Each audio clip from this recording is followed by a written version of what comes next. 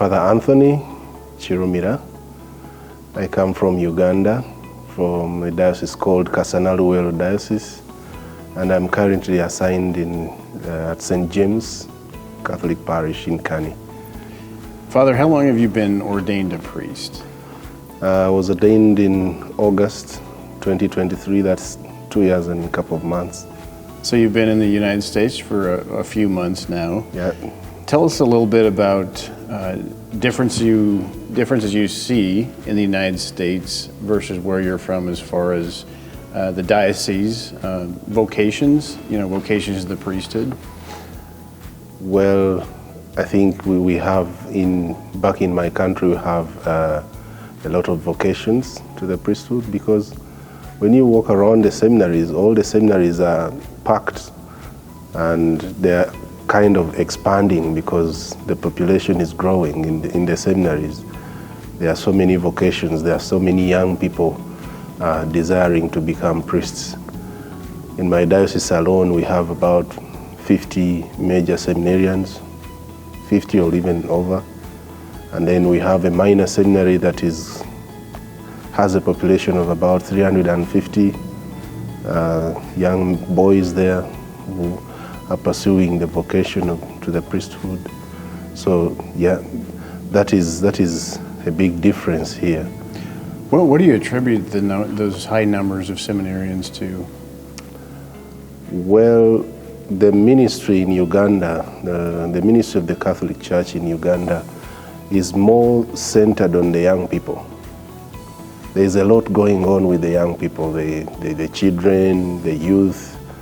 There's a lot of work going on in the ministry of the children and the youth. And when you look at the education system in Uganda, most of the schools in Uganda, around 85% of the schools in Uganda are owned by the Catholic Church. So the Catholic presence in the lives of these young people is what is causing most of these vocations, first of all to the priesthood and also to the religious life. And when you go to the parishes, also there's a lot of work being done with the young people. Each parish has a very active youth ministry, a children's ministry. These are very, very active. And of course, the aspect of the schools being owned by the Catholic Church, that is also a big contribution to the vocations. Yeah, because this is where the vocations come from. Yeah. Tell us a little bit about parish life that you've experienced being in the U.S. versus parish life back home. Coming to the U.S., I felt so relaxed because there is one church. One church building for each parish. In Uganda, where I come from the parish where I was assigned, there was this main church, the parish church, like you have St. James or Prince of Peace, and then you have different outstations. We had 22 churches, all belonging to one parish. So you could drive miles and miles on a Sunday to go and celebrate masses in a different church. So here we have mass on Sunday in one church, and that's it. But in Uganda, each parish has what we call them sub-parishes, which you would say outstations. These are small churches, but they all belong to this one parish. And each of those sub-parishes has a system of its own. It has a school, some of them have small hospitals, some of them have huge chunks of land, but they're all managed by the parish, and that is the kind of parish setting in Uganda. Yeah. So in that system, there's how many pastors or priests at the parish that serves? At the parish, some parish, it depends. Depends on the parish. Some parishes have 3 pastors, one pastor and 2 associates. Others you'll find 1 pastor and 5 associates. And others you'll find 2 priests, 1 pastor and an associate. So it depends on how the bishop decides to distribute the pastors and the priests. And also it depends on the institutions.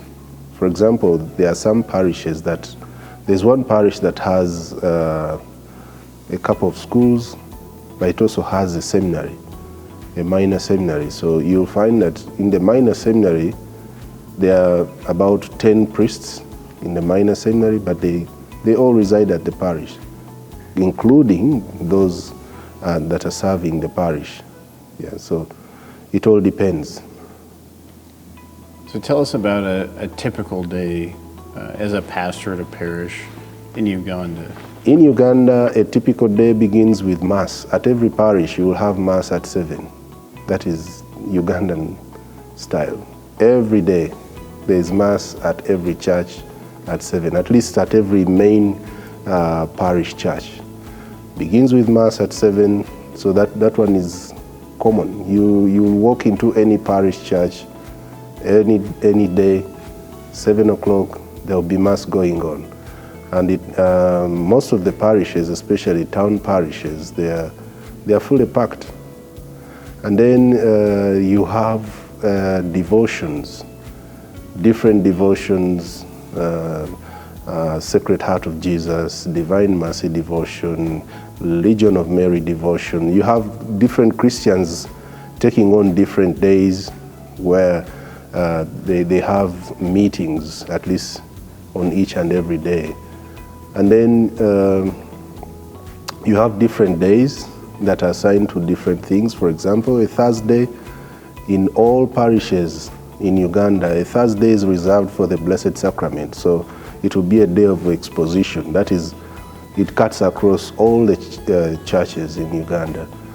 And then for me, myself, a day in Uganda was schools, because my parish had 22 schools. Yeah, 22 schools. So a day was crazy. You would wake up and you have about 5 schools on your list. You have to visit these schools. You have to talk to the children.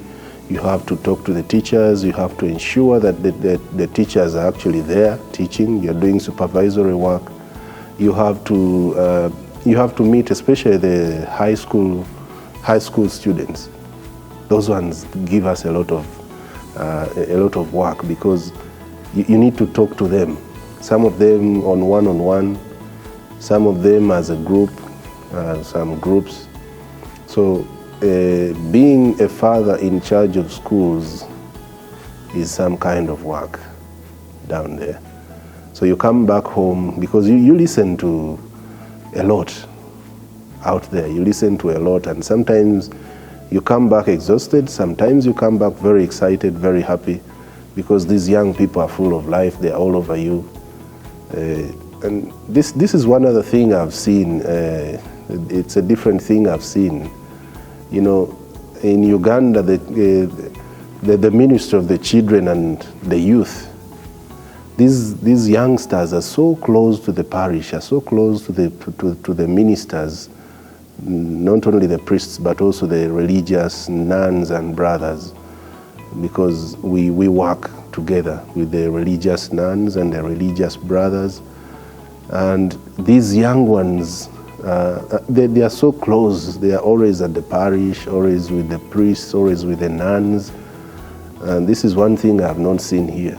So that's more like it, a day for me in Uganda. Thank you for sharing, Father.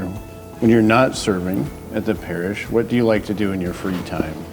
In my free time, I go out and play basketball. Well, in my parish, we didn't have basketball, but I had to set up a small volleyball court, because it was cheaper to set up. Just put up 2 poles and buy a net. That one was easier. because it was a rural parish. So it was, setting up a basketball court would be so hard. But my hobby is basketball, and that is what I do here in Kani. In my free time, I go out and play with the boys. Yeah. So now it's we're moving into winter. How are you getting used to the cold weather? Now that, everyone was giving me a warm welcome, and the weather gave me a cold welcome. Even as we speak, I have the cold. Well, but I'm getting used, because it's treating us well, because today it is like the other weekend it was too cold, but now it is relatively low. I mean, relatively not so cold. So it gives us a kind of a time to adjust. So it's not super, super cold and doesn't get super, super warm. So it's always there like that. So it gives us time to adjust. I am not used to this weather, but I think with time I'll catch up. So now that you've been here for a few months, how can we and parishioners of our diocese continue to support you?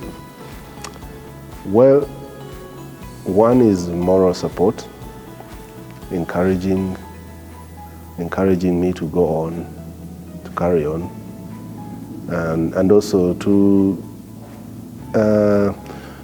teach me whatever needs to be taught to me. This is my first time in the US. There's a lot of things I don't know. So when I ask, I get help. That is one. And then the other one is spiritual support. Pray for me. I always tell the people at Kani, pray for me. Pray for me, because what I'm here to do is not for my own good. It's for the people that God has entrusted me with. So pray for me that I may do this work according to the desires of the Lord, that His name may be glorified at the end of it. Yeah. Well, we're very grateful that you're here serving our diocese, Father, and we thank you very much for taking the time to talk to us today.